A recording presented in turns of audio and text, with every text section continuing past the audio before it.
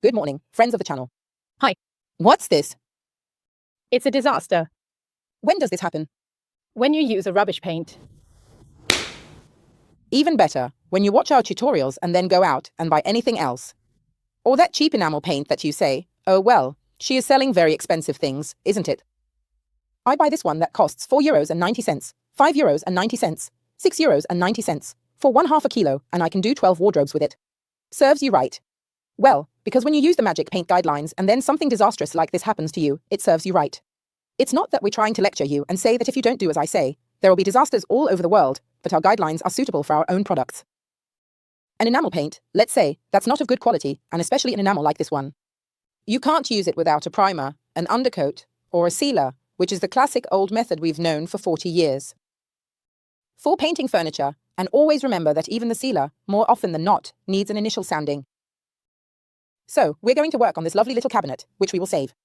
Obviously, it will become ever so chic, but you need to choose carefully. When you're out and about, you find paints that cost very little and you think, well, I do everything that Elisa and Emma say in the tutorials, and then I cheat, because I buy this one here, which is really cool. They're all the same after all. Let's get started.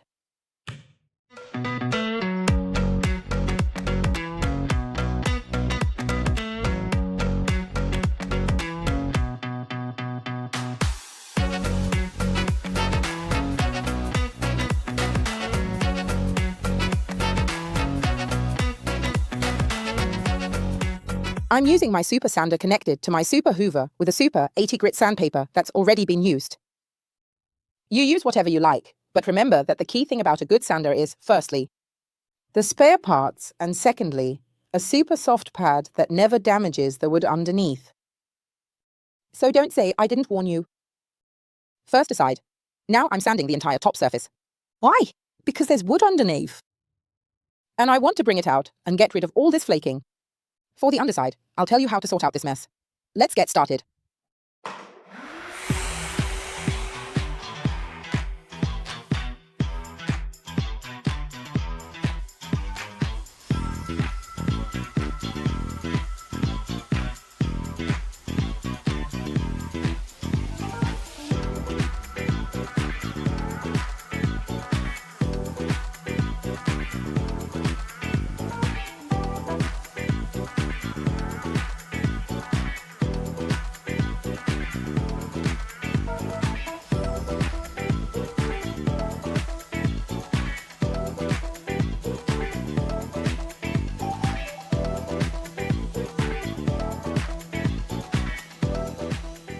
As you can see, I had to remove it. Well, firstly, I like this color of the wood, so for now I want to leave it as bare wood. Later on, we'll see whether to give it a color wash or something else. Secondly, it was coming off so easily that I don't even want to think about leaving this stuff on the top surface. Also, if you put magic paint on something that's flaking, it's bound to go wrong. If you, every day, with knocks or cleaning, keep putting things on top, it will come off.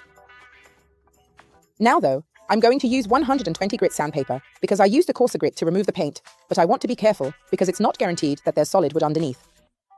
This one likely is. It's a top surface, roughly 15 millimeters of solid wood, but often furniture from the 60s to the 90s isn't solid. They have a veneer over a wooden core. This veneer can be damaged by abrasive sponges, so be careful and work in 2 stages. Take it slowly, particularly at the edges when working on this groove, as that's where it catches you out. Now I'm attaching a 120 grit sandpaper, smoothing it out and clearing any remaining grit.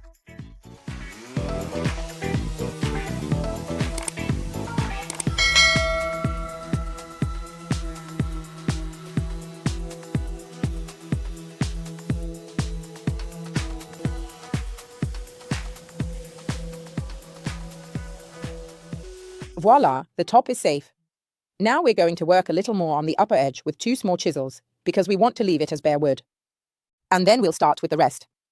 So, let's recap. Elisa, what can I do if a poor quality paint has been used and it peels off?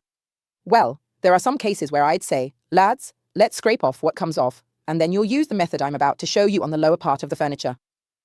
There are other times, though, when you can't do that.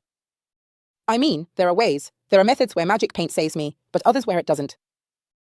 The kitchen, for example, if you've used an enamel like this to do up a kitchen, I wouldn't recommend doing a second coat. With magic paint, Not at all, as it will just peel off.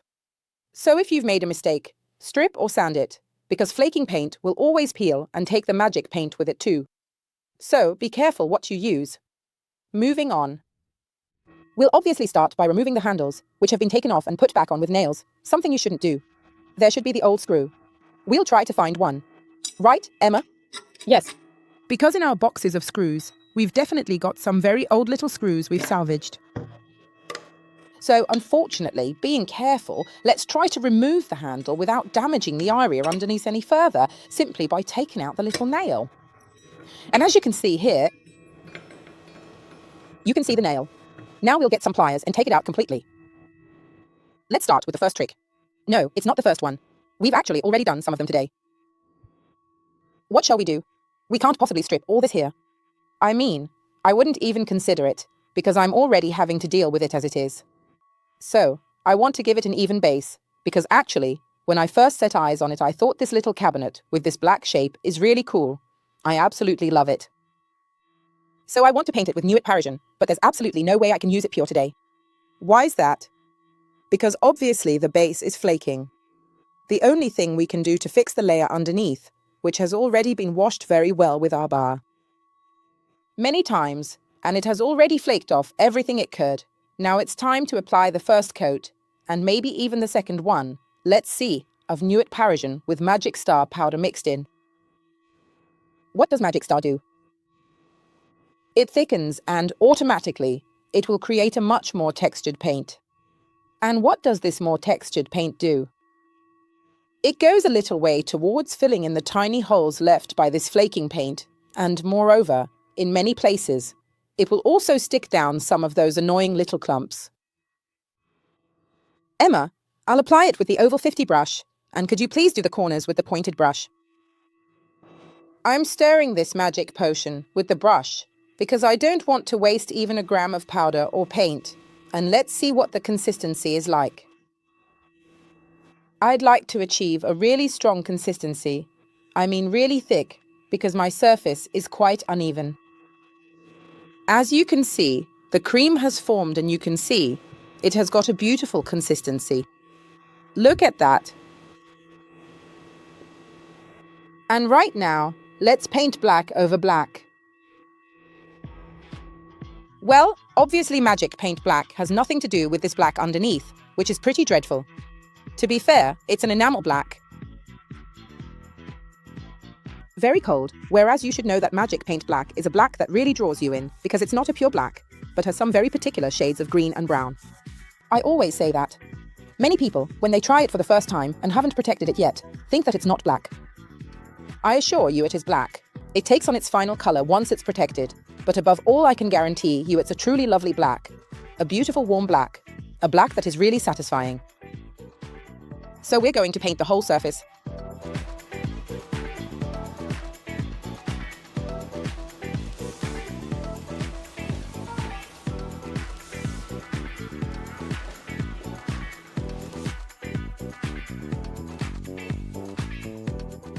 So, can you see any flaking? None. None left. Like a lacquered piece of furniture, perfect and clean, right? We applied 2 coats, right? 2 coats, applied with a very textured paint, because we added Magic Star powder. So this surface will be lovely, protected, well-defined and without any flaking. For many years to come, we want to make it even more special by using what? Emma? A transfer called Eglantine Elegance. This transfer imitates gold leaf. It's very, very bright. I want them to see this at home, because we're not being serious today, so we won't be putting it on all in one go as it is. We're going to cut it up to make it perfect for the shapes of this piece of furniture. The great thing is that it's actually been carved onto a sheet of gold. So it's not a printed gold, but real gold, so it's very, very striking, because we're actually removing that part. Emma, explain to us. This part is the one that joins with the other sheet. We cut it so that We can join it back together. and have a design that's even bigger and more defined. It's important to show you these steps at home. Precisely because when you open the package, you don't immediately have a clear idea about how you should handle these materials. What do you think, Emma? Let's lay the furniture so we can place it better. I'll take it all off and you can see it's very different from the usual transfers, because here the surface is really very laminated. We're going to put it everywhere, right? Not just on the drawers. I like it here, I like it there, and I like it over there. The trick to applying it well everywhere, not just on the drawers, is not to press it down everywhere straight away. So look, it's perfect. This way, you can come closer. This way we don't risk sticking this sheet in places where it shouldn't go. 2 wooden sticks, one for me, one for her, and off we go. Of course, we're going to go a little bit into these grooves, because we really want to make it fit perfectly. I already know that you absolutely love the result of this transfer, because it's really special compared to the usual ones. The printed gold ones. This one is truly realistic. You really need to be skilled at shaping the surface everywhere, like this. So don't rush and make sure to transfer the gold part properly all over, because it's very delicate and fine. You'll know you've stuck everything down properly when you see that the leaf has really adhered to the surface. And then, of course, when you remove the transfer part, just look. You see, there's no more gold, but the transparent design remains. So, when it looks like this, we've attached the transfer properly to the surface.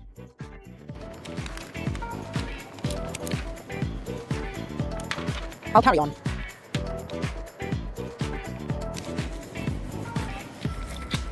And just look how stunning it is. Obviously, it stands out a lot on black. Let's help by sticking down a few parts that might not have adhered yet. Perfect. And just look at how stunning it is. Lovely, just coming on. Yes, a bit on the sides as well. Apply it delicately, but a bit all over.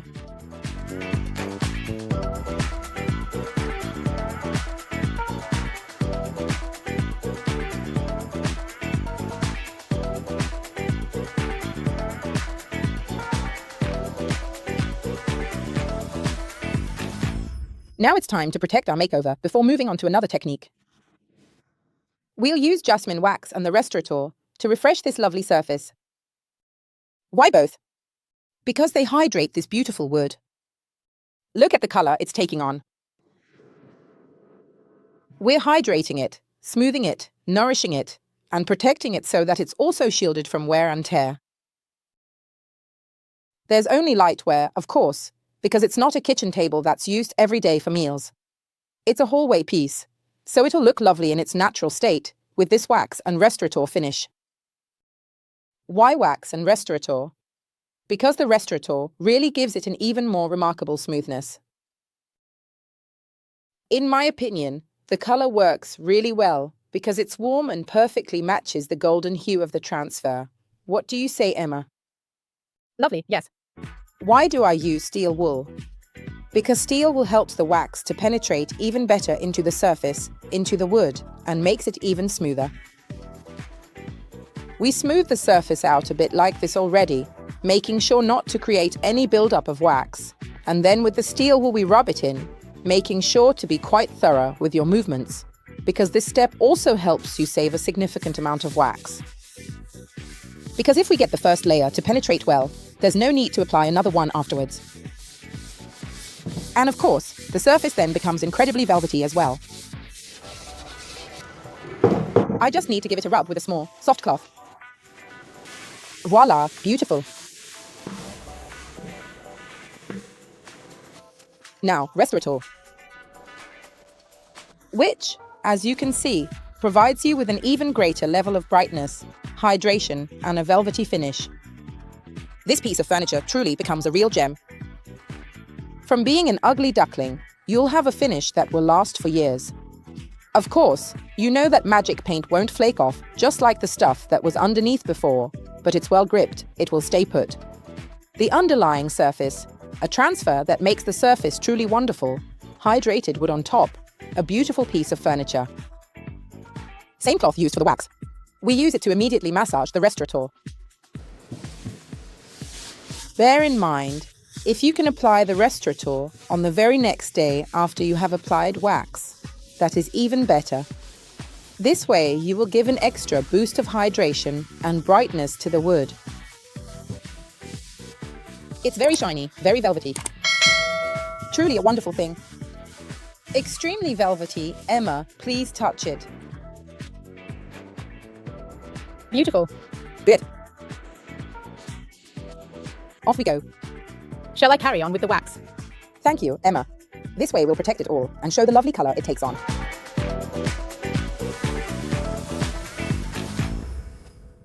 I want to make the most of this beautiful texture that the magic star has given me within the black, because here there's this amazing grain created precisely by the textured brushstroke I wanted to do to cover up the mess that was underneath. Obviously, I don't want to take away the regal look the furniture has gained thanks to the transfer, but I do want to lighten it in some areas. I'm using sweet milk wax, our white wax, to lighten the shapes and highlight this lovely brushstroke. Be careful not to get too close to this transfer, even though this transfer is really clever because it's not like the classic transfers that have a border. It's on a transparent film, so with the usual transfers, you see the edge around the design. No, this transfer is a cutout foil. So if you go near it with the wax, there won't be a step beyond the transfer, and the final effect is really very beautiful. Don't worry, because, as always, we first apply a layer. A little more generously over the whole surface to make sure it gets right into our moldings. And then we remove the excess. Also remember that if you apply too much wax, if you don't like it, or if you want to lighten it, you can simply go over it with clear wax. So if you go over it with clear wax, you remove the excess of white wax. I take a nice soft microfiber cloth, using the side with the longer pile, and I wipe it over to remove the excess. Obviously, it won't be as black as before anymore. It will be slightly more lightened, but especially in these little corners, you can see that a bit of white wax has settled. The result is very subtle because we're highlighting the textured grain. This restyling is finished as well, and I've shown it to you in a home setting. That's why, because I always want you to see the piece in a domestic environment. Here you can see that at the base there's a lighter wall. This is clear sand and a corteccia wall. The floor is wooden, so even in a house with slightly more classic features, it looks really good. But if I may, I'd suggest that a piece of furniture like this can also be a real statement in a very, very modern setting. So it's up to you to decide. It's important to understand how to handle paints of all kinds. Each paint has its own guidelines, and if you decide to buy that brand, you then need to follow the guidelines for that brand. Don't use enamels as you would use magic paint, because the way you use them is completely different. Alright, just a reminder, where can you find magic paint? On the website magicpaint.it, and you can buy it there or go to one of our excellent retailers. They are listed by region, so you can find the one you like best. Don't look for it on Amazon or other marketplaces, because it's not there. The only Italian website that sells magic paint is magicpaint.it. Goodbye.